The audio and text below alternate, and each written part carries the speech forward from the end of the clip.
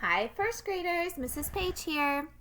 All right, for today's activity, you are going to need to find a partner. So somebody in your house, somebody that you can read these words to, and that person can listen to the words you read and tell you what words rhyme. So remember what rhyming words are. I mean, we've talked about these from preschool, kindergarten, first grade. Words that rhyme have the same ending sound. So the directions here say to read the words listed on the tray. Ask the student to identify the word.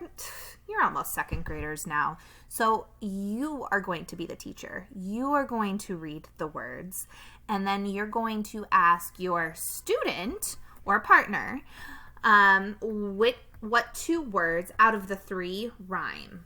Okay, so for example, we'll go down here to number 10. You're going to read those words. These words have vowel teams. They have blends. They've got digraphs. So you're going to have to use everything you know about phonics to help you read these words. But I promise you, you can read all of these. You're noticing right here, well, big popular vowel team, EE, and AI.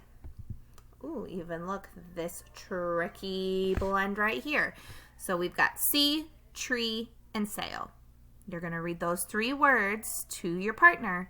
They have to listen. They can't see the fact that they have the same endings here. They have to be able to listen. Sea, tree, and sail.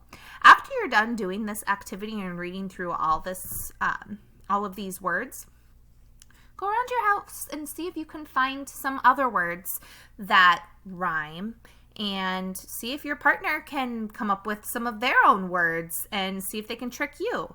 So rhyming is that very important skill that we need to be able to do, not just in kindergarten, but throughout school and throughout being able to read and write, because it helps us a lot when it comes to figuring out tricky words. So have fun with this activity, and we'll talk to you later.